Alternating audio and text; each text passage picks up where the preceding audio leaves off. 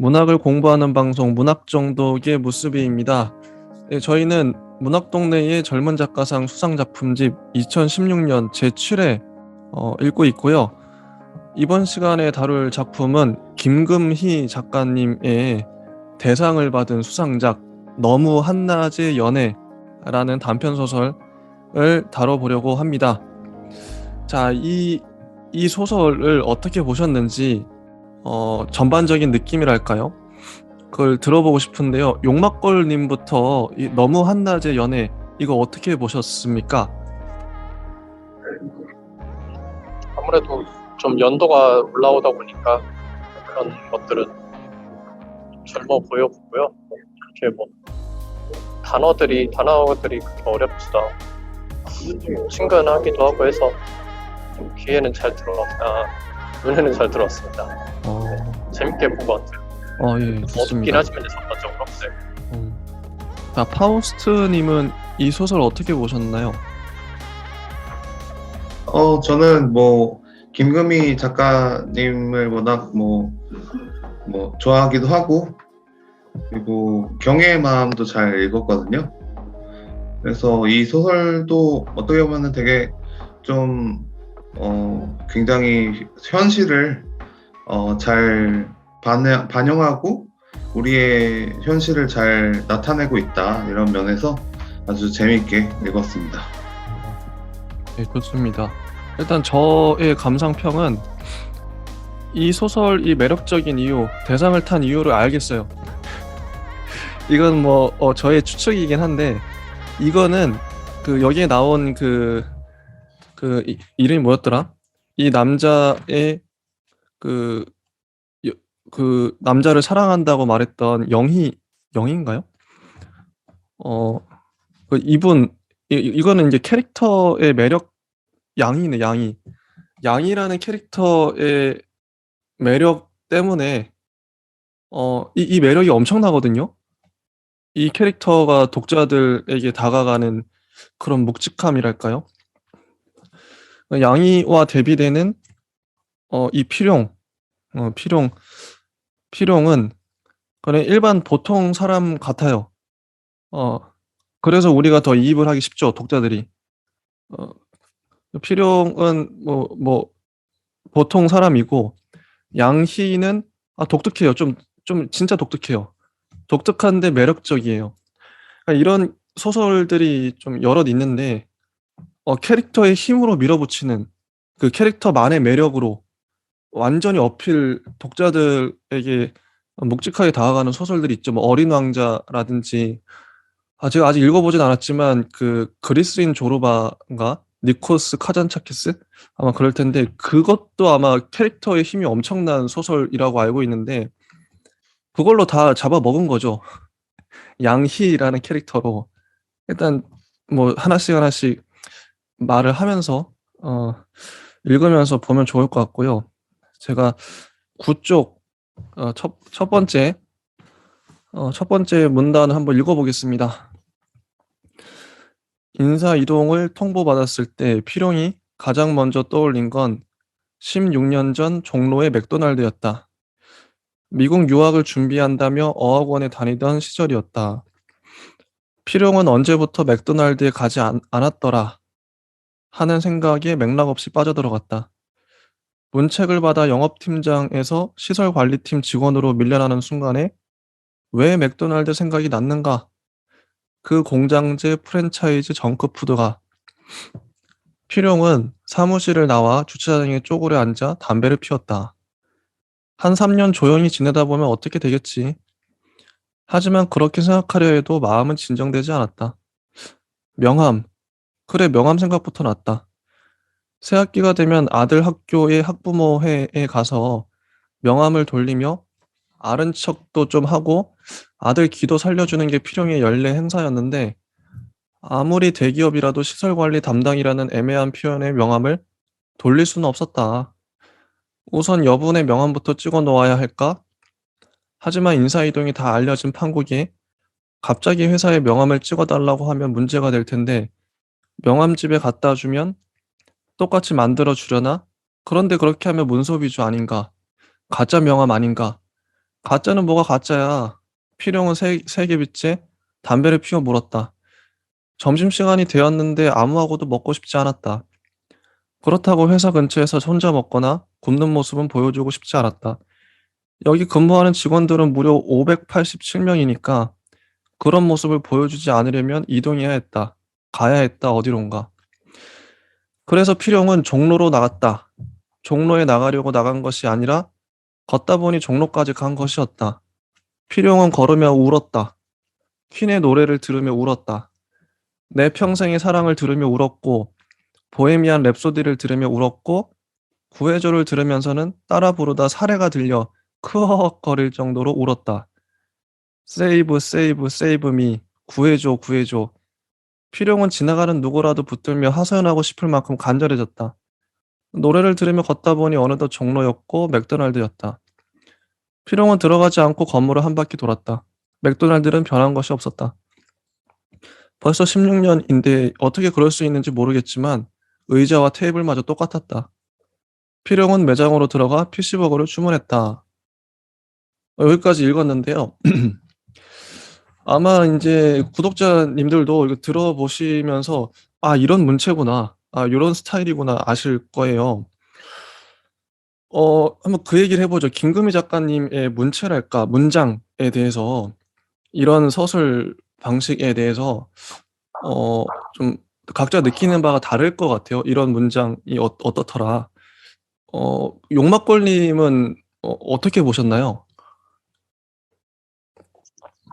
제가 김금희 작가 뭐 유명하신 분이긴 하지만 글을 그렇게 뭐 많이 읽어본 건 아니거든요. 그냥 다른 것도 적당히 뭐 그냥 훑어보는 정도만 봤는데 이런 서술 방식은 사실 요즘 작가들 좀 이렇게 뭐 젊은 작가들 분들한테 뭐 그렇게 뭐 낯선 툴은 아닌 것 같아요. 이런 그 배경 서술하고 그리고 단어 선택 같은 것도 좀 흔한 이런 소재들 또 시작하는 것들 그런 방식들이 크게 뭐 새롭거나 뭐 지금은 그렇죠. 이제 이때는 2016년에 들었으면 좀 신선했을 수 있을 텐데 지금은 좀 이거를 보고 배우는 작가들도 많이 있는 것 같아서 뭐 그렇습니다. 네. 근데 지금 이 시점에 따라 다른 것 같아요. 이 시점에 따라서. 네, 네. 여기까지요. 네. 그럼 파우스트님은 김금희 작가님의 문체를 어떻게 보시나요? 저는 뭐 일단 굉장히 처음에는 그냥 너무 아무런 이제 그런 소설에 엄청 미학적인 문장이나 엄청 이렇게 긴장을 확 주거나 뭔가 굉장히 좀 혼자만의 어떤 천재적인 문장이 아니라 그 소설 담백한 어떤 진실된 매력을 그대로 보여주려고 꾸밈 없이 그런 어떤 의미에서는 굉장히 어, 좀 굉장히 그 오히려 약간 현학적이지 않고 굉장히 좀 꾸밈이 없는 정말 과학자의 눈으로 바라본 인간의 모습 이런 느낌이라서요. 저는 굉장히 좋은 느낌을 받았습니다. 이게 제가 이제 그 젊은 작가상 수상 작품집을 1회부터 정주행을 해서 지금 7회째 보고 있는데요.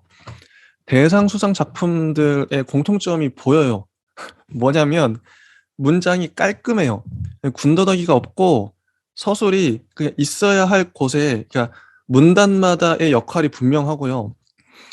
그 있어야 할 곳에 그 문단마다의 그 뭐 말해야 될 것들이 하나씩 하나씩 다 있고 정말 깔끔하게 썼어요. 그래서 제가 이제 이 이전에도 다른 분들하고도 진행을 해봤었는데 그분들도 뭐 공통적으로 하셨던 말씀이 나도 이렇게 쓰고 싶다. 정말 잘 쓴다. 이런 얘기를 특히 대상 수상작은 그렇게 하시더라고요. 저도 공감을 하고요. 뭐 이게 뭐 좀 쉽게 말해 깔 게 없어요. 깔 게 없. 정말 뭐 너무 완벽해서 완벽하게 쌓아 올린 탑 같은 느낌? 완벽한 프라모델을 보고 있는 듯한 느낌이랄까? 정말 이 분석할수록 잘 쓴 작품은 특히 그런 것 같은데 분석할수록 각각의 문장들의 역할이 분명하고요. 자, 첫 번째 문단을 봐도 맥도날드 인사이동 통보 받았죠. 바닥으로 떨어졌습니다. 근데 맥도날드 생각이 갑자기 났죠. 이것도 어떻게 보면 맥도날드의 상징성이 있을 거예요, 분명히. 어, 이 상징성도 한번 좀 뭐 여쭤보고 싶긴 한데, 자, 용막골님부터 그 맥도날드가 뭘 상징한다고 보십니까? 왜 하필 맥도날드일까요?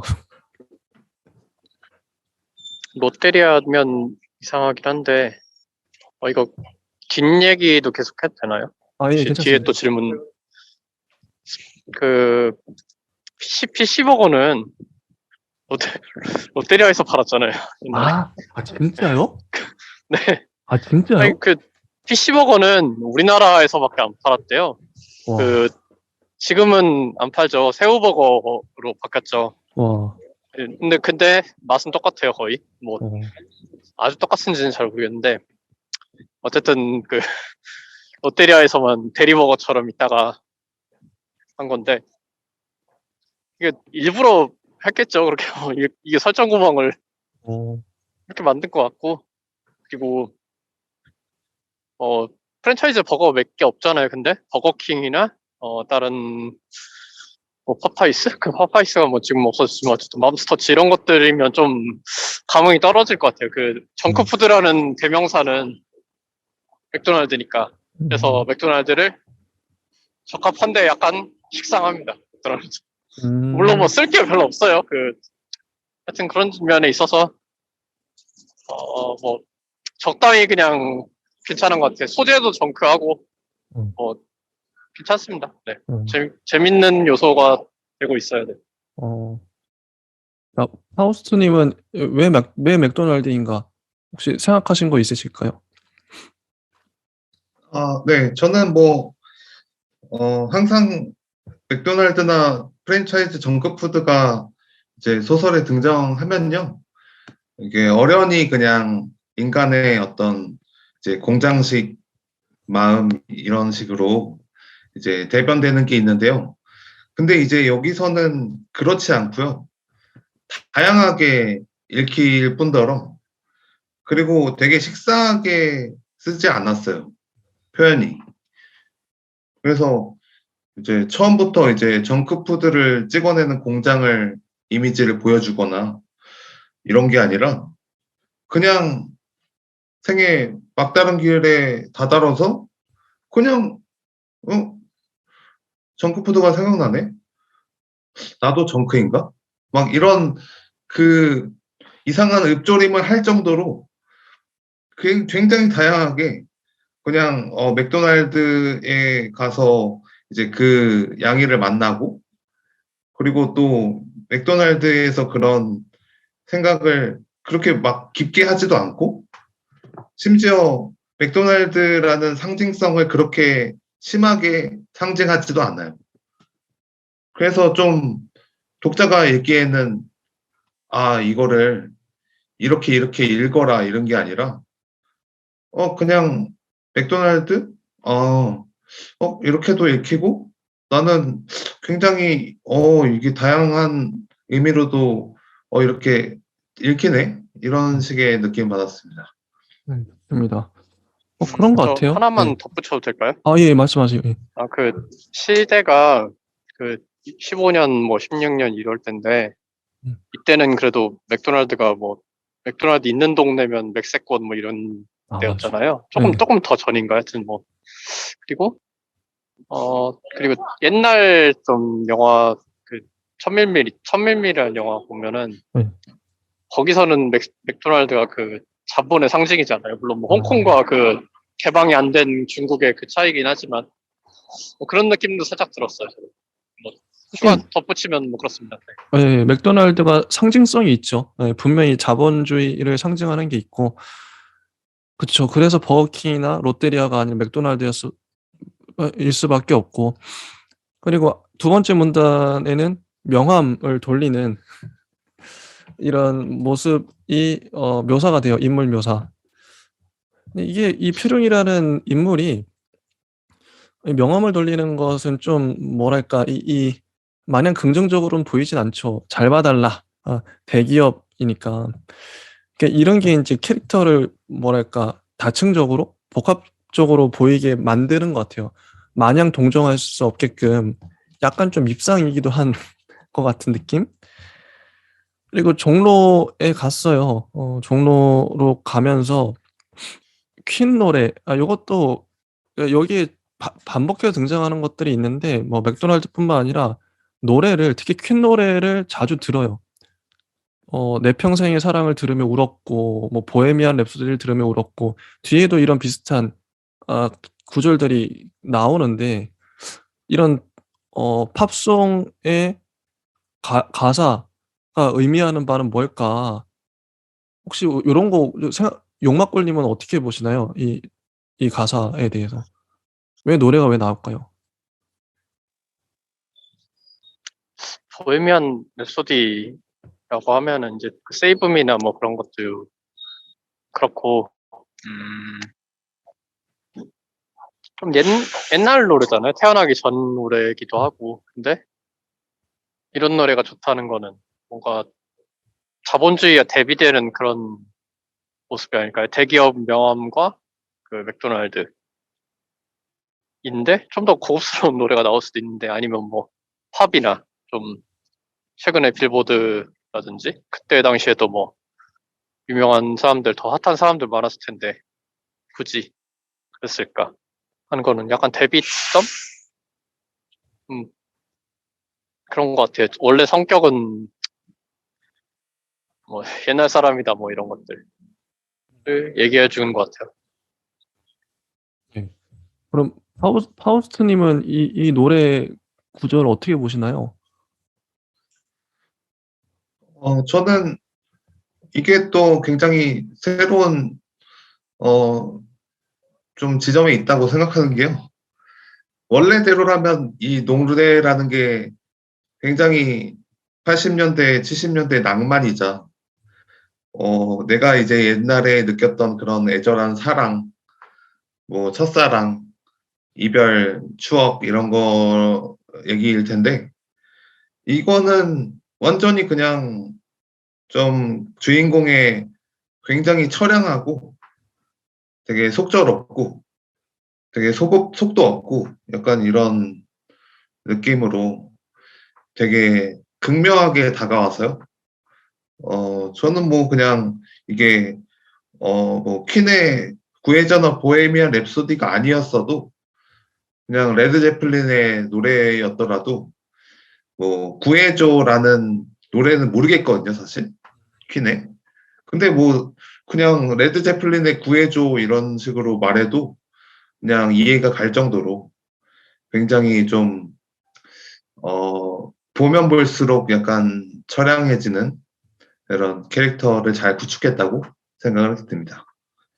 저는 이 가사를 어떻게 봤냐면, 이거는 필용과 양이의 대비성, 어쨌든 두 캐릭터는 극명하게 대비가 되는데, 필용은 되게 어떤 그 세속적인, 이 가사도요. 원래 이제 대중가요가 그런 거지만, 대중가요 가사가 되게 감성을 말단 그 신경을 자극하는, 그냥 들으면 눈물이 나오는, 누가 들어도 상관없이 눈물이 나오는 그런 울컥하고, 필용이라는 인물 자체가 어떤 되게 그 되게 세속적이고 뭔가 감정이 잘 휘둘려요. 잘 휘둘리고, 그러니까 이런 가사들만으로도 상징할 수 있는. 근데 양희는 되게 어떤 뭐랄까 이런 가사하고 안 어울리거든요. 되게 묵직하고 뭔가 우직하고 바위 같은 느낌? 바위 같은 느낌이라면, 필용은 이런 대중가요들에 정말 잘 어울리죠. 그 사람 자체가. 좀 그런 느낌을 받았고, 좀 속도를 붙여봐야겠네요. PC버거는 없는데요. 네, 없어요? 메뉴 없습니다. 아니, 왜 없는데? 네? 대표 메뉴였는데 왜 없냐고. 몰라요. 전 들은 적도 없는데. 아예 없어졌어? 없어요. 그런 메뉴 없다니까요. 뭐 다른 걸로 바뀐 게 아니라 없어 아주. 이게 필용이 필용이요. 이게 진짜 복합적인 인물인 게 갑자기 반말을 구사합니다. 알바생한테 어 없어요. 메뉴 없습니다. 아니 왜 없는데 이런 식으로. 이거 좀 꼰대 느낌도 좀 나고 좀 이게 재밌어요. 아니 아예 없어졌어? 이렇게 반말을 하죠. 그래서 돌아가는 길에 필용은 맥도날드에 더 이상 PC버거가 없다는 사실에 대해 생각했다. 다른 것으로 대체되지 않고 아예 사라져버린 그 메뉴란 것에 대해. 만약 PC버거가 사라지지 않고 뭔가 비슷한 것으로 바뀌었다면 불쾌했을 것 같았다. 그런데 아주 결연하게 사라졌단 말이지. 이제 맛볼 수조차 없게 아주 그냥 끝. 다신 맛 못 봐. 끝. 끝이야. 아주 없어. 이렇게. A가 유사한 A-나 B가 된 것이 아니라 A가 A인 채로 사라져 버렸다는 건 햄버거 같은 정크푸드의 역사에서도 아주 비장한 씬이었다. 그리고 그런 비장한 씬은 이상한 카타르시스를 불러일으켰다. 여전히 필용은 퀸의 구해줘를 불렀지만 울진 않았다. 직장의 나물이라 생각했다. 어떤 시련을 이겨내고서라도 여기 있으리라. 풍파가 지나가기를 기다리리라. 좌천은 사실상 공고사직이었지만 필용은 버티기로 했다. 못 나간다. 필용은 다짐했다. 뭐 이런 식으로 전개가 되는 거죠. PC버거가 사라졌다는 사실. 어, 자, 요걸 한번 가보고요. 그날부터 필용은 맥도날드에서 종종 점심을 먹습니다. 점심을 먹는데 그 13쪽에 보시면 맥도날드에서는 신제품을 내놓고 대대적으로 광고하고 있었다. 1955 버거였다. 1955년은 필용의 어머니가 태어난 해였다. 그 1950년대는 뭐 엘비스 프레슬리, 마릴린 먼로, 청바지 시대였고 스푸트니크 1호, 바넥 누벨바그의 시대였다. 그런데 필용의 어머니는 그 시대를 장티푸스의 시절로 기억을 하죠. 장티푸스에 걸려 죽게 생겼는데 나병 환자촌에 이 어머니를 그 조부모님들이 업고 가서 페니실린 하나를 받았을 거예요. 그게 이제 어머니를 살렸다. 파란 눈의 천사, 백의의 천사들이 깡마르고 머리카락 한 올 없이 마른 고목처럼 죽어가고 있는 어린 어머니에게 백색의 알약들을 내려주는 장면은 필용에게 어떤 부끄러움을 주곤 했다. 이런 장면. 혹시 뭐 이 장면 어머니 뭐 장티푸스 시절 이 장면 관련해서 하실 말씀 용막걸님 어떻게 보셨나요?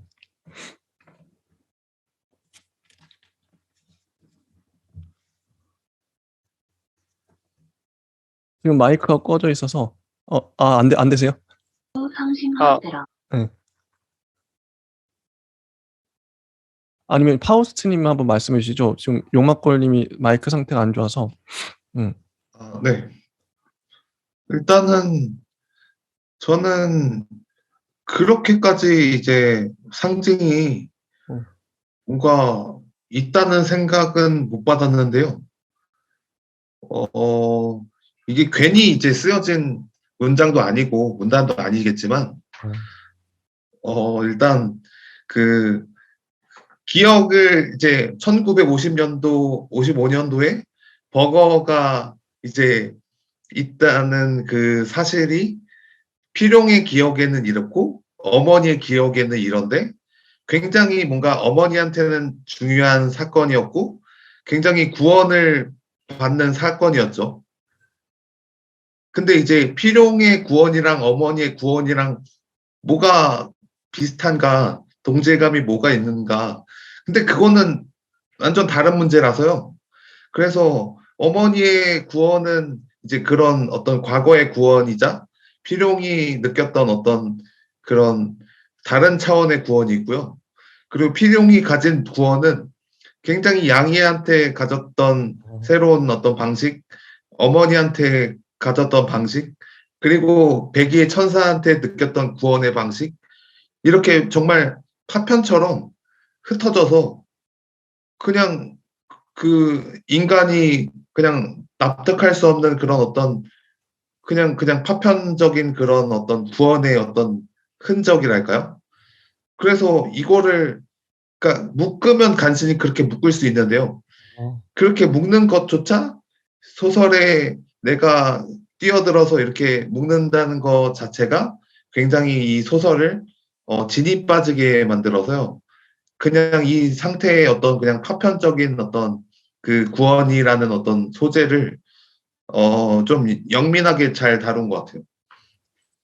진짜 맞는 말씀이신 게 이게 일일이 상징을 다 대입하다 보면 독자 입장에서도 좀 머리가 아플 것 같은 느낌.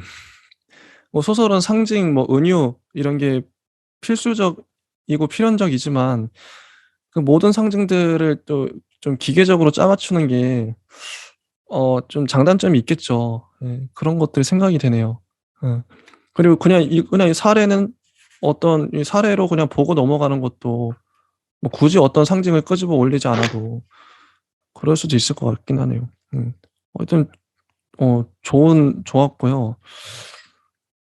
그리고 그리고 그 14쪽에 보시면 그때 필용은 이제 맞은편 건물에 걸린 현수막을 보게 되었다. 세로로 쓴 글씨로 나무는 크크크 하고 웃지 않는다 라고 적혀 있었다. 관객 참여형의 부조리 연극 상트페테르부르크 유스 시어터 페스티벌 참여작. 필용은 놀랐다. 얼마나 놀랐냐면 입안으로 집어넣은 감자튀김들을 씹지도 않고 삼켜버릴 정도였다. 그렇게 삼킨 감자들을 더 깊숙이 밀어넣기 위해 콜라를 마시려다가 그걸 또 까먹고 바보처럼 입을 벌리고 있을 정도였다. 필용은 자기가 인생 최대의 위기를 맞았을 때 왜 종로의 맥도날드가 떠올랐는지 깨달았다. 자신이 뭐 때문에 여기 와서 점심을 먹고 있는지 완전히 이해했다. 너무 완전해서 마치 하나의 구 같은 이해였다. 필용이 하필이면 지금 이 시간에 여기에 있는 것은 바로 양희와 재회하기 위해서였다. 이렇게 이제 첫 번째 1번 그 단락이 끝나죠. 좀 질문이 생기긴 하는데, 이게 정말 전개가 좋은 게 자칫 무난하게 갈 뻔했죠. 이 필용이 좌천되고 그렇게 그 필용이 겪는 에피소드인가 보다. 보통 그렇게 생각을 했는데 갑자기 양이가 튀어나와요. 그 2번 문단부터 양이 얘기가 이게 중심으로 떠오르는데 요런 구성 산뜻했다. 양이 등장하는 거 산뜻했고 근데 저는 궁금한 게 이 제목이 나무는 키키키 하고 웃지 않는다. 이런 제목의 연극이거든요. 제목을 왜 이렇게 지었을까요? 혹시 용막걸림 마이크 안 되시죠? 지금 괜찮습니다. 그러면 예, 요 제목 어떻게 보시나요? 제목하고 그 양이의 등장 이런 식으로 이제 구성을 한 거에 대해서 혹시 요거 이제 두 가지 좀 얘기해 주실 수 있으시면 해주시면 좋겠습니다. 음, 뭔가 좀 생각을 해봐도 생각이 잘 떠오르질 않아서 이게 뭔가 언어유희나 다른 뭐 개그 같은 그런 코드 같은데 그거에 좀 이게 뭐지? 하는 거에 빠져서 다른 생각이 잘 안 나네요. 이런 것들 좀 약간 저 같은 경우는 몰입을 좀 방해했던 것 같아요. 이게 그러니까요. 그렇습니다. 양희 양희의 등장은 어떻게 보셨나요? 이게 처음에 읽을 때의 그 느낌으로 만약에 말을 한다면 양희가 갑자기 나오네? 요런 전개랄까 구성? 소설의 구성에 대해서 어떻게 보셨나요?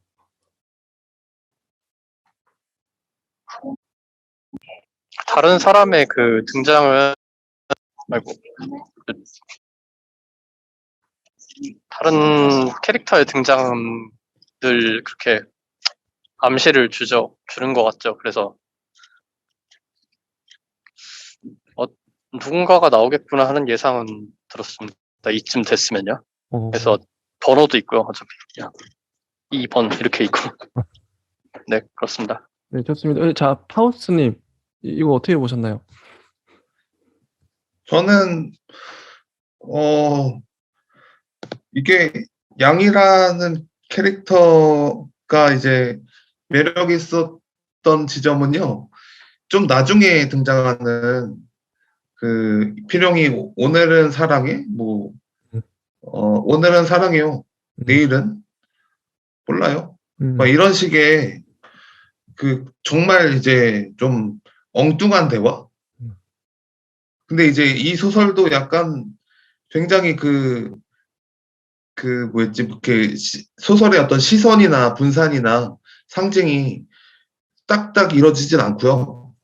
진짜 이게 좀 그 약간 그 필용의 어떤 시선에 의해서 약간 좀 이렇게 세계가 좀 굴러다니다가 이제 양이라는 어떤 캐릭터와 이제 막 반대의 지점이 이제 느껴지는 상징으로 마치 이제 자연의 어떤 한 일부인 것처럼 그리고 자기를 뭔가 잘 받아주는 그리고 뭔가 이해라기 하기보다는 이런 필용의 어떤 생각 자체를 좀 알고 있는 음, 약간 그런 느낌의 음, 하지만 그냥 이렇게 밀어내진 않는 느낌의 음. 그런 약간 좀 엉뚱한 매력을 가진 양이의 캐릭터를 지금 갑자기 또 이렇게 맥도날드에서 마주치니까 그 전에 있었던 무슨 양이한테서 약간 무슨 뭐 자연의 냄새가 나고 약간 문산의 어떤 냄새가 나고 이랬던 거는 이게 제가 뭐 잘못 읽어서 그런지 몰라도 그렇게 매력적으로 다가오진 않았어요. 오히려 나중에 엉뚱하게 대사를 딱 치고 들어올 때 매력을 느꼈지, 그거는 잘 제가 매력을 느끼지는 못했습니다. 자, 14쪽 2번을 보면 양이가 등장을 하죠. 양이에 대한 묘사가 이어지는데 풀냄새, 뭐 밭에서 무언가 무성하게 자라고 있었던 것, 뭐 자라있는 것, 어떤 무게감, 뭐 물체의 운동감, 푸성기, 오이, 상추, 이런 시골, 농촌, 그 생명력, 이런 느낌으로 양이가 묘사가 돼요. 음. 그리고 이게 첫 번째 문단이고요. 그다음 문단부터 인제 과거 회상이 들어가는 거죠. 양희는 필용의 과 후배였다. 이름과 얼굴만 겨우 알던 사이인데 종로의 어학원에서 같은 강의를 듣게 되었다. 양희를 만나기 전 필용의 일상은 단조로웠죠. 뭐 단조롭게 흘러갔는데 양희를 만나고 나서는 강의를 듣고 맥도날드에서 점심을 먹은 다음 맥도날드에서 2-3 시간쯤 양희와 대화했다. 2-3 시간이나 대화해요, 매일. 이런 관계. 뭐 학창 시절에 이런 친구랄까? 뭐 과 친구가 뭐 누구나 한 명쯤은 있었던 것 같아요. 그런 친구였던 것 같고 필용과 양이는 성격이 전혀 달랐다.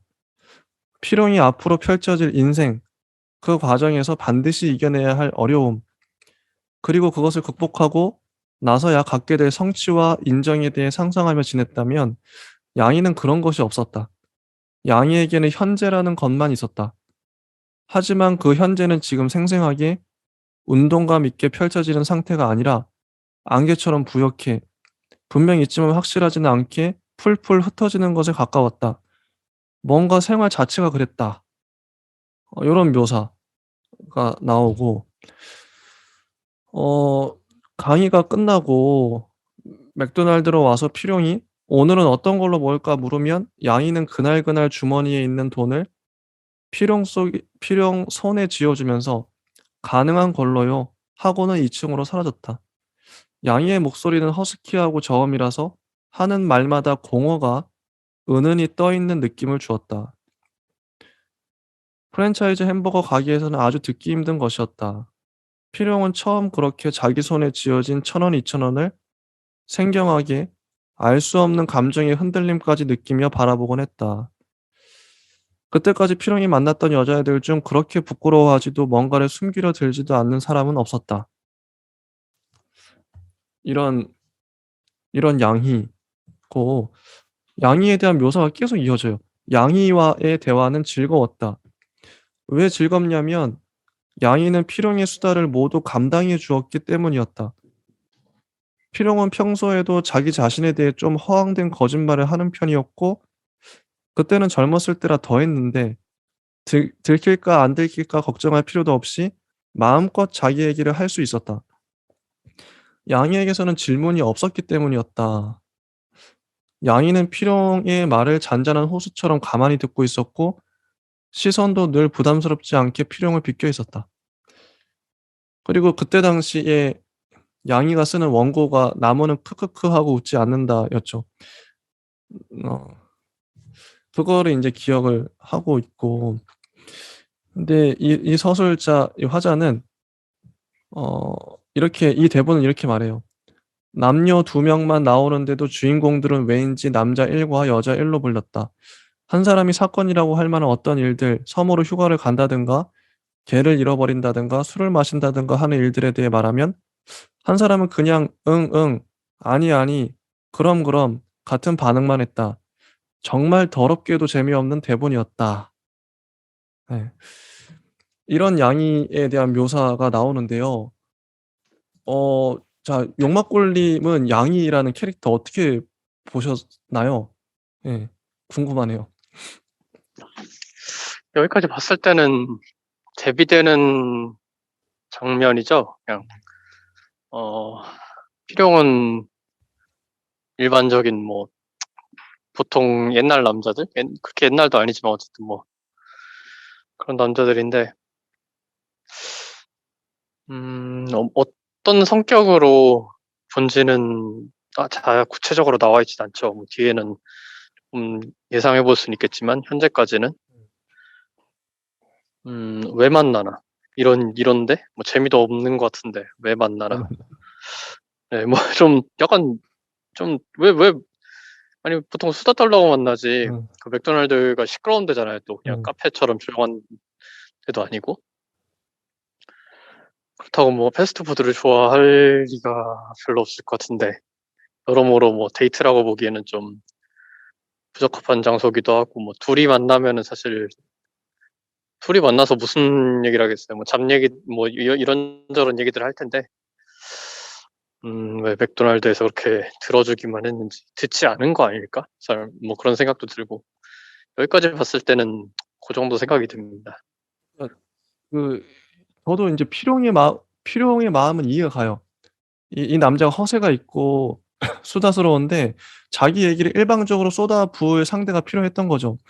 양이는 잘 들어 주니까 뭐 어떤 그냥 들어 줘. "응, 응. 그래, 그래." 이렇게 듣기만 해요. 반응만 해 줘도 자기 신나서 얘기했겠죠. 필용의 마음은 이해가 가는데 양이는 도대체 야 부처인가? 이 보살 같은 느낌이 들어요, 이 사람은.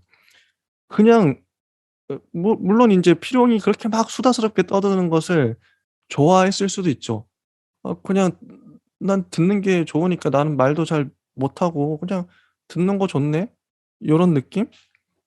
여기까지 봤을 땐. 그래서 만났나? 양이가? 나중에 고백도 하는데 그것도 참 그 마음이 도대체 뭘까 싶긴 한데 인제 파우스트 님은 어떻게 보셨나요? 양이란 캐릭터? 음. 저는 그냥 이제 양이라는 이제 캐릭터를 봤을 때요. 이제 어느 정도 조금 뭔가 되게 복합적이에요. 이 양이라는 캐릭터도 그렇고 필용이라는 캐릭터도 그렇지만 양이라는 캐릭터는 한편으로는 되게 막 털털하고 솔직하고 남의 얘기를 잘 들어주는 활발한 면을 가지고 있으면서도 한편으로는 그런 어떤 부조리극이나 어. 어떤 몽롱한 인물들이 나오는 그런 되게 고독하고 뭔가 꼬여 있고 뭔가 굉장히 좀 비틀려 있는 그런 어떤 무의식적인 그냥 약간 좀 4차원적인 엉뚱함? 이 활발함이랑 이 냉정함이랑 이 쾌활함이랑 이상하게 얽혀 있는데요. 근데 이게 또 현실에 진짜 그런 캐릭터 같아요. 실제로 있는 것 같아요. 그러니까 되게 양가적인 감정을 가진. 필용도 그렇죠. 되게 소심한데 되게 적극적이고 되게 소극적인데 되게 폭력적이고 되게 소심한데 다시 찌질하고 어, 되게 이게 되게 막 엄청 복합적이에요. 이 감정이라는 게. 어, 그래서 그렇죠. 네. 네, 맞네요. 그래서 이 해설 쪽에 해설에서도 이 평론가님께서 이제 강조해서 말씀하셨던 게 양경원 이분이 이 사람들이 실제 있을 것 같다. 현실에 있을 것 같은 사람 그 인물들이다. 어, 그래서 우리 곁에 있는 사람 얘기를 꺼내듯이 뭐 이렇게 얘기를 한다. 저도 공감을 해요. 정말 있을 것 같은 사람들. 그만큼 캐릭터 구축을 잘 했다는 거겠죠. 단편적으로 보지 않고. 자, 계속 보겠습니다. 뒤에 또 할 말이 이게 아직 우리 클라이맥스에 오지도 않았어요. 정작 해야 할 질문들이 있는데, 자, 소극장에서 양이가 썼을 것이 분명한 연극을 발견하고 필용은 더더욱 자주 종로로 나갔다. 종로로 나갔죠. 근데 필용이 얼굴이 점점 좋아지고 있는 게 필용이 얼굴에서는 서서히 무언가가 지워지기 시작했다. 무엇보다 양 입가를 팽팽하게 견인하고 있던 긴장이 사라졌다.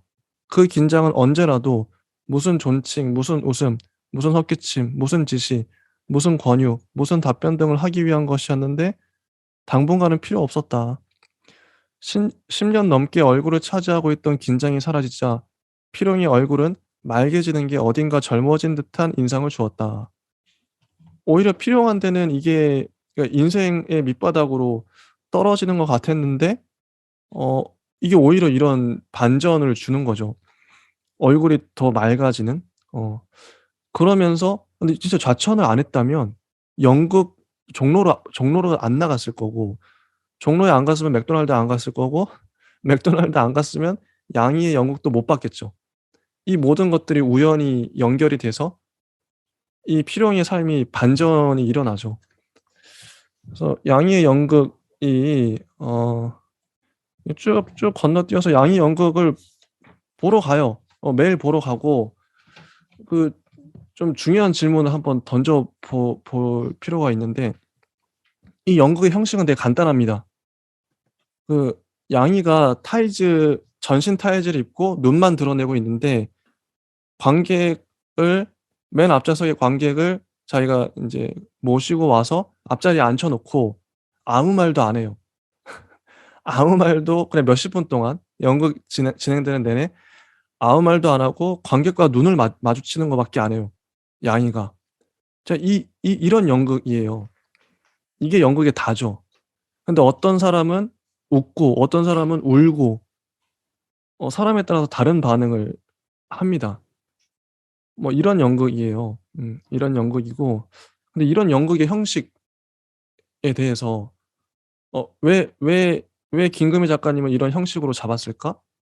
이게 또 질문이 안 될 수가 없어요. 자 용막걸님은 이런 양희가 왜 이런 식으로 연극을 할 했 연극을 구성했는지 도대체 어떤 의미인지 연극에 대해서 좀 형식에 대해서 좀 얘기를 해 주신다면. 뭐 여러 가지로 생각해 볼 수 있겠는데, 네. 듣는 걸 좋다고 그랬잖아요. 음. 그러면 뭔가 관객과 소통하고 싶지 않을까. 이제 연극 중에서는 그런 연극도 있긴 하니까요. 그냥 그 대사가 따로 없고, 이제 뭐 각본도 따로 없고, 관객들하고 얘기하는 그런, 얘기하면서 그런 대사를 뭐 만들어 나가든지 뭐 그런 연극도 있긴 있으니까, 약간 그런 느낌으로 한 게 아닐까. 이제 계속 양이가 들어줬다고 했잖아요. 들어주는 것도 그게 연극처럼 생각되지 않았을까. 그러면 그 맥도날드에서 듣고 있던 게 연극이다 라고 생각하면 너무 많이 갔나요? 그럴 수 있어요. 네. 그런 느낌으로 볼 수도 있을 것 같아요. 네. 좋네요. 프로스트 님은 이 양희의 연극 어떻게 보셨나요? 음.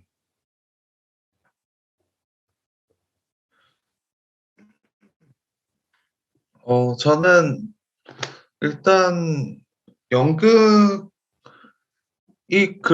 그렇게까지 뭔가 이 중요한 어떤 소설에 뭔가를 알려준다기보다는요, 그냥 영희의 어떤 캐릭터를 극대화한 되게 막 지금 뭐 밝고 막 경쾌했다가 허무했다가 약간 그 연극이라는 또 형식을 하나의 어떤 소설로 본다면 굉장한 희극 같은 느낌이죠. 무질서하고.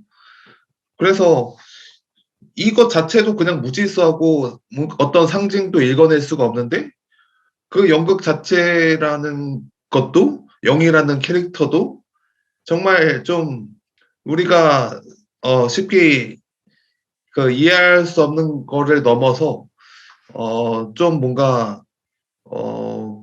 그런 독특한 지점을 가지고 있다는 점만 좀 이렇게 기억을 하고요. 그냥 되게 저는 그냥 남은 크크크하고 웃지 않는다랑 그런 장면들은 거의 부여를 하진 않았고요. 그냥 좀 재밌다? 좀 이렇게 뭔가 뭐 이렇게 나무가 뭐 비웃는 건가?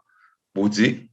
아니 무슨 버스 타고 가다가 무슨 뭐 킥킥킥 막 나무가 웃으면 좀 이렇게 이상하잖아요, 기분이.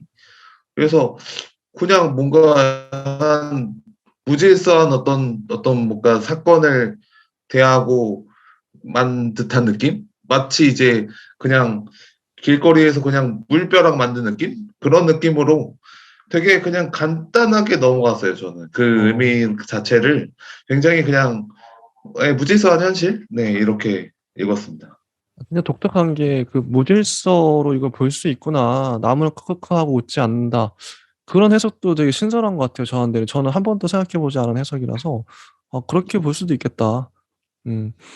3번 3번 단락 넘어가서 20 쪽인데요. 양이가 필요한데 고백을 하죠. 어 그냥 뭐 그날도 필용이 자기 이야기에 도취해 한창 떠들어대고 있었는데 조용히 듣고 있던 양이가 "선배, 나 선배 사랑하는데." 했다. 양이는 그 말에 감정의 고조 없이 1,000원, 2,000원을 쥐어주며 햄버거 주문을 부탁하던 톤으로 했다. 필용은 당황해서 "어어." 하고는 웃어버렸다. "사랑하면 어떻게 되는 건데?" "어떻게요?" 양이가 뭐 그런 걸 묻느냐는 듯이 되물었다. "그러니까 앞으로 우리가 어떻게 해야 하느냐는 거지." "그런 걸 뭐라고 생각해요?" 이런 두 사람의 반응이 달라요. 아까 양이와 필용을 묘사하는 문단에서 필용은 미래를 생각한다고 했죠. 양이는 현재를 살고 있고요. 그래서 그냥 양이는 지금 현재의 감정에 충실하게 선배 나 선배 사랑하는데?" 이렇게 내뱉은 거예요. 그래 "너 나 사랑하는 것 같아."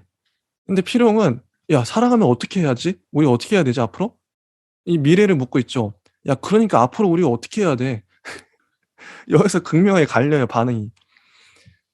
이런 거죠. 그리고 이 이후로 필용은 매일 사랑을 확인하죠. "아니, 아니 네가 날 사랑한댔잖아. 그 고백을 들은 거잖아 지금. 그러면 이제 어떻게 하면 좋으냐고. 앞으로 우리 어떻게 되는 거냐고." 모르죠. 그건. 알 수도 없고 알 필요도 없고 알 필요가 없다고? 지금 사랑하는 것 같아서 그렇게 말했는데 내일은 또 어떨지 모르니까요. 사랑한다며? 네 사랑하죠. 그런데 내일은 어떨지 몰라? 네. 사랑하는 건 맞잖아. 그렇잖아. 네 그래요. 내일은? 모르겠어요. 이거예요. 자 이 두 사람의 반응이 극명히 갈리는데 자 요거 보시면서 되게 재밌는 반응이긴 해요. 독특한데 특히 전 양이가 독특하다고 생각해요. 일반적인 고백과 일반적인 리액션하고 달라요. 제가 봤을 때는 우리 그냥 평범한 일반인을 대변하는 건 필용인 것 같고 필용의 방식은 평범하다고 생각을 하고 양이가 진짜 독특하게 반응하거든요. 제 생각으론. 자, 용막걸레임은 이거 양이의 고백과 뭐 필용의 반응 이런 거 어떻게 보시나요? 뭐 그런 데뷔를 적절히 보여주는 것도 좋죠. 음. 이렇게 캐릭터가 이게 뭔가 사건이 안 생기면은 소설이 안 되잖아요. 그러면 이제 어쨌든 이분들은 배우분들이니까 어떤 장치를 분명히 해놨을 거고 이게 추리 소설은 아니지만 어쨌든 필히 이런 뭐 필히는 아닐 수도 있어요. 뭐 메커펜일 수도 있고 그냥 떡밥일 수도 있고 그런데 회수를 안 하는 떡밥도 있을 수 있는데 단편에 뭐 인물 많이 나오지도 않는데 굳이 그럴 것 같진 않고 그러면 말 많은 캐릭터와 말이 많지 않은 캐릭터 이런 것들은 대비를 보여주는 건 있겠죠. 뭐 정확히는 모르겠지만 그런 느낌이 듭니다. 그냥 그래서 이런 데뷔가 있는 캐릭터들이 더 재미가 있는 것 같아요. 네, 그리고 제가 여기까지 하겠습니다. 소설 수업 들었을 때도 1대1로 소설가님한테 강의를 들은 적이 있어요, 잠깐. 그때 제가 물어봤죠. 그 대사 어떻게 써야 됩니까? 그분이 한마디 하셨던 게 그 독특하게 그냥 평범하게 쓰지 마라. 그런 대사를 칠 줄 모르겠을 정도로 그냥 일반적으로 할 수 없는 얘기를 쳐야 된다, 대사를. 이제 딱 양이가 그런 꼴이잖아요. 양이가 딱 그래요. 어 되게 독특하게 반응을 해요. 이런 대사를 보통 사람은 이렇게 말 안 하거든요. 근데 그분 말은 이해가 가요. 근데 여기서 한 걸음 더 나아가서 "왜 이렇게 설정을 했냐?" 이거죠. "왜 이런 반응을 보이냐." 자, 파우스트님, 이 대사, 요 고백 씬 이거 어떻게 보시나요? 저는 이거가 되게 좀 굉장한 포인트라고 여겨지는 게요. 그 전까지, 그리고 그 후까지 양이는 심지어 욕망이 어떤 건지 잘 드러나지 않아요. 맞아요. 그냥 현재를 살고 있는 사람인데요. 연극을 좋아하고, 음. 그런 부조리극을 좋아하고, 그리고 집에 가면은 그냥 부모님한테 야, 돈 이만큼 줄래? 네, 알겠어요. 그러고 필요한테는 또 할 거는 다 얘기하고, 나 오늘만 사랑할 건데요. 약간 이런 식으로. 그러니까 굉장히 이게 독특한 그런 어떤 캐릭터인데요. 이 캐릭터가 또 여성의 그런 약간 좀, 어, 4차원적인, 어, 그 약간 뭐 이렇게, 약간 고양이 같은? 얘가 무슨 그 욕망을 가진지 나한테 그런 얘기를 왜 했는지도 저는 아직까지 모르겠어요. 이게 그 필용한테. 이거를 그냥 무슨, 당신이 나를 좋아하는 것 같으니까 내가 좋아할게. 이것도 아니고, 당신이 나한테 관심이 있어 보이니까 당신이 좀 그래도 돈은 이렇게 직장인이니까 잘 버는 것 같으니까 그냥 뭐, 뭐 나한테 관심 있는 사람도 없고 그냥 사귈까? 이것도 아니고, 나중에는 또 이상한 또 나무를 보면서 이런 얘기를 막, 하잖아요. 뭐 그런 얘기를 하니까 정말 이게 저도 이게 막 많이 읽었지만 이게 종잡을 수가 없어요, 사실.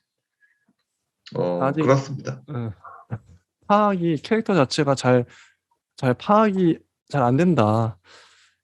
그건 인제 캐릭터의 깊이 때문이겠죠.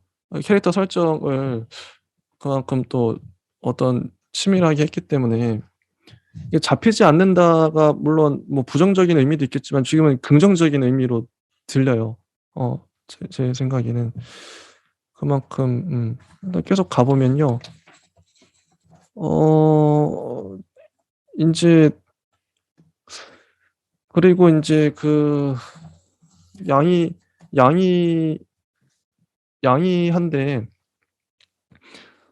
필용이 화를 내죠. 짜 짜증을 짜증을 내고 어 계속 인제 확인을 하지만 뭐 "오늘도 어떻다고? 사랑하죠, 오늘도." 이렇게 하다가 나중엔 둘이 싸웠다기보다 어쨌든 필용이 일방적으로 화를 내고 양이가 말없이 나가 버리죠. 어 그리고 시골 고향으로 가 버립니다. 그게 나오고요. 그래서 양이를 찾아서 가죠, 운전을 해서. 예. 이거 양이를 찾아서 가는데 그 양이 집에 들어가요. 쭉쭉 뛰어넘어서 집에 들어가는데 양이 집은 거의 허물어질 것 같은 이런 식으로 35 쪽에 보면 양이의 집은 집이라기보다는 굴에 가까웠다. 그나마 부엌은 타일 한 장 없이 흙토성이었다. 이런 상황이에요. 그리고 가는 길에 34 쪽을 보시면 피롱이 하고 있는 이 문단을 보시면 피롱이 어떤 사람인지가 극명하게 드러나는데 "갈까 말까 피롱은 한 번 더 진중하게 생각했다. 과 후배에게 들은 바로는 양이는 문산의 본가로 갔다고 했다. 거기서 양이네 가족이 오리인가 거의 농장을 하는데 장마로 피해를 봐서 내려갔다는 것이다." 쭉쭉 가면서 그렇다면 문산까지 가서 양이를 만난다는 것은 무엇을 의미하는가? 이건 필용의 생각인데 그건 시작을 의미하는 것이었다. 연애와 사랑, 연민, 속박, 약속, 의무, 섹스의 시작이었다. 있던 게 없어지는 게 아니라 없던 게 생겨나는 것이었다. 필용은 난생 처음 무모함에 대해 생각했고 이윽고 시동을 걸었다. 가는 동안은 당연히 퀸이었다. 내 평생의 사랑. 당신은 나에게 상처를 주었지. 당신은 내 마음을 산산히 부수고 떠났지. 하는 가사에 귀 기울이며 가속 페달을 밟았다. 내 사랑을 되돌려줘. 나에게서 빼앗아가지 말아줘. 노래를 따라 부르며 필용은 생각했다. 해보겠다고 생각했다. 문산에 가서 말하겠다. 양이야, 너의 허스키를 사랑해. 너의 스키니한 몸을 사랑해. 너의 가벼운 주머니와 식욕 없음을 사랑해. 너의 무기력을 사랑해. 너의 허물을 사랑해. 너의 내일 없음을 사랑해. 이게 진짜 잘 표현한 게 뭐 남자들이 어떤 사랑을 시작할 때 상대방이 별로 마음에 안 드는데 이런 식으로 자기 쇠뇌를 하면서 나는 이게 솔직히 이 허스키, 스키니한 몸, 뭐 식욕 없어 이거는 필용이 양이를 부정적으로 보던 것이었거든요. 근데 여기서 긍정으로 바뀌어요 갑자기. "난 널 사랑해." 스스로 세뇌를 시키는 거죠. 이런 거창한 마음을 먹고 그 세속적인 가사를 읊조리며 "내 평생의 사랑. 당신은 나에게 상처를 줬지." 이런 마음으로 갔어요. 정말 잘 표현했죠. 이런 마음으로 갔는데 어 양이가 뭐 인제 그냥 말없이 인제 나오죠. 그냥 말없이 들어가서 말없이 코미디 프로그램을 보다가 그냥 할 말이 없어서 나와 버리는? 음. 그냥 나와 버려요. "미안하다." 심한 말에서 필연이 사과했다. 38 쪽인데요. "선배, 사과 같은 거 하지 말고 그냥 이런 나무 같은 거나 봐요." 양이가 돌아서서 동네 어귀에 나무를 가리켰다. 거대한 느티나무였다. 수피가 벗겨지고 벗겨져. 저렇게 한없이 벗겨져도 더 벗겨질 수피가 있다는 게 새삼스러운 느티나무였다. 언제 봐도 나무 앞에서는 부끄럽지를 않으니까, 비웃지를 않으니까 나무나 보라고요. 이렇게 양이는 이렇게 얘기해요. 이 양이란 캐릭터가 저는 이건 도가 있잖아요. 도가 같은 느낌도 들고 도를 깨우쳤나? 뭔가 그 보살 같은 느낌도 나고요. 근데 여기 아래쪽 문단을 보시면 인제 아까 필용의 그런 감정이 바뀌는데 양이의 말을 듣고 자신의 얼굴이 간절함으로 연민과 구애의 감정이 뒤엉킨 고통으로 일그러져 있다는 걸 자기 자신만은 볼 수 없기 때문이었다. 이윽고 필용은 말없이 음항에 올라탔다.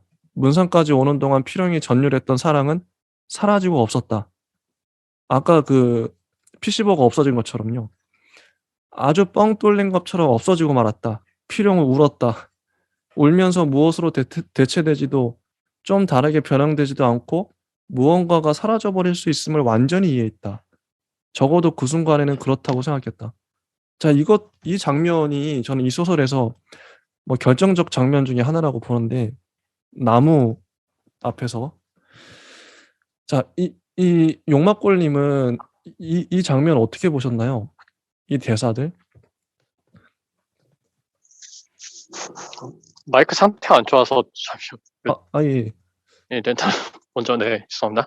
괜찮습니다. 예. 그럼 파우스트님 먼저 말씀해 주시죠. 저는 뭐 그냥 어,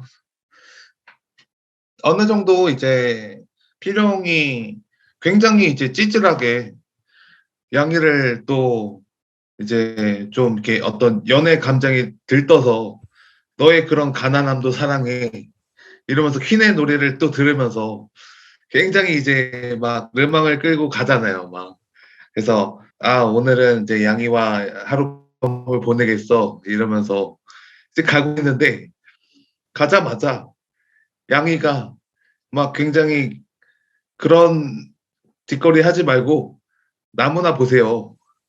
부끄럽죠? 약간 이렇게 굉장히 그 찌질한 필용의 어떤 가장 그 수치를 딱 찌르는 그런 느낌으로다가 필용한테 이렇게 딱 얘기를 하니까 필용이 거기서 또 굉장히 찌질하게 또 무너져요. 더 찌질하게. 근데 이 뭔가 찌질함이 굉장히 나중에 우리가 생각하기에는 필용이 정말 좀 처음에는 악인처럼 보였는데 나중에는 그냥 좀 되게 안쓰럽게 동정 어린 느낌으로 와 되게 그래도 이렇게 좀 순수한 되게 그래도 뭔가 순수한 구석이 있는 이런 느낌이라서요. 이게 굉장히 좀 잘 이제 쳤다는 생각이 들어요. 음.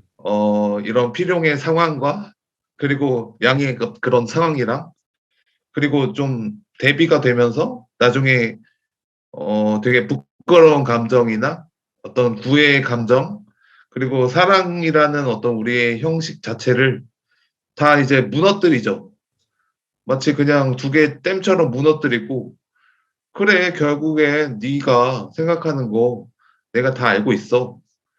그리고 필용은 그거를 되게 수치스럽게 생각하는 거를 또 알고 울고 그래서 이게 정말 우리가 생각했던 그런 낭만인가 사랑인가 그런 관심과 그런 소외와 그런 남이 이게 타인이 나한테 받아주는 어떤 이해와 그런 어떤 사랑이 온전한 형태가 없는 건가 이런 생각조차 들게 만드는 그런 지점이죠. 네. 좋습니다. 자, 용막골님 혹시 마이크 가능하실까요? 예. 네네. 예, 네. 말씀해 주세요. 예. 요 장면. 이런 장면들이 약간 더 뭐 캐릭터성을 드러내주는 그런 지점 같은데요. 뭐 점점 성장하면서 만나가면서 오래 만나면서 그런 뭐 권태로움 이런 것도 느낄 수도 있고 무감각함 그런 것도 느낄 수 있고요. 그리고 뭔가 이제 내면에 있는 뭐 안정을 취하고 싶다든가 아니면 낭만을 계속 추구하고 싶다든가 그런 것들이 좀 드러나주는 그런 장면인 것 같고 일단은 절정으로 가고 있는 분위기라서 좀 더 지켜봐야 될 것 같습니다. 여기서도 뭐 드릴 말씀은 있지만 그래도 좀 더 지켜보고 그 읽는 입장에서는 더 보고 싶어요. 더 보고 싶게 만드는 그런 장면들인 것 같아요. 그러면 이제 끝까지 이제 마지막 장면이 남았는데요. 마지막에 결국 관객이 없는데 필용은 양이의 객석으로 올라가요. 양이가 객석으로 내려와 손을 내밀었고 필용은 그 손을 내려다보았다 하면서 올라가죠. 양이는 다른 사람에게 하듯 필용을 의자에 앉혔다.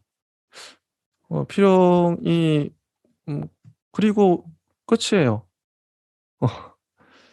필용은 그냥 슬프고 부끄러워서 얼마간 눈을 맞추다가 이내 고개를 떨구고 말았다. 그리고 내려왔죠. 내려왔는데 그 이후의 동작들이 중요한데요. 짐을 42쪽. 짐을 챙겨서 나가려는데 무대 인사를 끝낸 양이가 들어가지 않고 서 있는 것이 보였다. 필용이 의아해하며 걸음을 멈췄다. 양이는 그냥 서 있었다. 무대 위에서 필용을 내려다보며 남자 관객이 또다시 자리에서 일어나 브라보 하고 휘파람을 불었는데도 양이는 대기실로 돌아가지 않았다. 그러다 두 팔을 들어 어깨 너비가 넘게 벌렸다. 그 어느 밤의 느티나무처럼. 그리고 바람을 타듯 팔을 조금씩 조금씩 흔들었다. 나무처럼 흔든 거예요. 이 장면이 있고, 그리고 그 아래 보시면 회사로 걸어가면서 필용은 울었다. MP3 플레이어도 퀸도 없는 종로거리에서 필용은 이제 모든 것이 끝이라고 생각했다. 어떻게 해서든 뭐 달리 어떻게 해볼 것 없이 더 이상 어디에서도 양이를 볼 수 없을 것이다. 하지만 내일은 어떨지 몰라도 지금은, 오늘은 그것이 참을 수 없는 고통이라서 필용은 되돌아 극장 쪽으로 뛰어갔다. 뛰어갔다가 다시 나오죠. 남자가 대걸레에 물을 착착 적셨고 필용은 눈물 범벅이 된 얼굴을 손수건으로 닦았다. 필용은 다시 거리로 나왔다. 얼마쯤 걷다가 또 극장 쪽으로 향했지만 다시 몸을 돌려 종로에서 멀어졌다. 돌아가고 싶은 마음을 간신히 누르며 계속 멀어졌다. 양이야, 양이야, 이제 PC버거는 안 판단다. 양이야, 양이야, 너 되게 멋있어졌다? 양이야, 양이야, 너 꿈을 이뤘구나. 하는 말들을 떠올리다가 지웠다. 안녕이라는 말도, 사랑했니 하는 말도, 구해줘라는 말도 지웠다. 그리고 그렇게 지우고 나니 양이의 대본처럼 아무것도 남지 않게 되었다. 하지만 아주 없는 것은 아니었다. 시간이 지나도 어떤 것은 아주 없음이 되는 게 아니라 있지 않음의 상태로 잠겨 있을 뿐이라는 생각이 남았다. 하지만 그건 실제일까? 필용은 가로수 밑에 서서 코를 팽하고 풀었다. 다른 선택을 했다면 뭔가가 바뀌었을까? 바뀌면 얼마나 바뀔 수 있었을까? 가로수는 잎을 다 떨구고 서서 겨울을 견디고 있었다. 필용은 오래 울고 난 사람의 아득한 얼굴로 주위를 둘러보았다. 그런 질문들을 하기에 여기는 너무 한낮이 아닌가 생각하면서 정오가 넘은 지금은 화나고 화내서 감당할 수조차 없이 화난 한낮이었다. 자, 요 파트만 해도 할 말이 정말 많을 것 같아요. 이제 시작인데 36분이네요. 그래도 용막골님, 네, 이 마지막 장면 어떻게 보셨나요? 뭐 끝으로 가는 입장에서 약간 급하기도 해 보이고, 그리고 뭔가 더 할 얘기가 있을까 뭐 싶기도 한데, 일단은 뭐 거의 끝났다는 느낌은 들죠. 그리고 이제 좀 떡밥이 정리가 되는 걸까요? 그런 느낌도 들고, 조금 더 보여줬으면 싶기도 한데, 그런 측면들이 이제 어차피 두 명밖에 안 나오잖아요. 그리고 더 이상 할 얘기도 없는데 이제 끝은 내야 되고 하면은 뭔가 결말을 보여줘야 되는데, 계속 그 나무 얘기도 하고, 그리고 뭐 앞으로 뭐 이제 2편 없는 거잖아요, 이게. 그러면 여기서 끝내야 되는데, 그런 생각도 들고요. 근데 뭐 아직 우리의 궁금증 같은 것들이 해소가 안 되고 다시 돌아가야죠. 이제 뭐 물론 뭐 나올 건 다 나왔다고 봐요. 그러면 이제 다시 돌아가야 되는데, 이제 일단은 결말을 보고 싶잖아요. 그러면 계속 뒤로 가는 건데 좀 답답하기도 하네요. 일단은 뭐 전개가 시원시원하진 않은데, 시원시원할 필요는 없죠. 뭐 그런 느낌에서는 이제 정말 끝을 보고 이게 끝이야? 라고 할지, 아니면 이렇게 끝나는구나 라고 할지, 그런 느낌들을 좀 살리면서 보면 좋을 것 같아요. 입니다. 자, 2분밖에 안 남았는데 프로스트님 2분 내에 좀 마지막 장면 어떻게 보셨는지 좀. 요약해 주시죠. 네, 저는 뭐 맨 마지막 장면이 이제 커튼콜이라고 생각하면요. 이제 우리가 흔하게 생각할 수 있는 소설의 어떤 극적 반전도, 어떤 시나리오의 매력도, 그리고 어떤 캐릭터의 매력도 사실은 다 없다. 너무나도 복합적이고 인간은 부조리하며 복합적이고 어떤 말을 어떻게 해야 될지 그리고 이해를 어떻게 해야 될지도 우리는 몰라. 그래서 우리는 이렇게 어떤 비지를 하면서 대걸레를 빨면서 이렇게 울면서 짜면서 그냥 살아가는 것이다 하고 딱 커튼콜이 딱 내리고 여러 가지 이제 약간의 묘사하는 그런 게 있죠. 그 예술가 자체를 니네 생각대로 왜곡해서 보지 말고 그 이 질문 자체를 그냥 현실 그대로 봐줘라. 나무 그대로 봐줘라. 필용은 필용고 양이는 양이다. 그 양이라는 캐릭터를 우리가 어떻게 해석하려고 해도 못한다. 원래 인간은 부조리하기 때문에 약간 이런 식의 커튼콜이었던 것 같기도 합니다. 네, 좋습니다. 네, 1분도 안 남았는데요. 일단 여기서 아쉽지만 여기서 끝내도록 할게요. 네, 감사합니다.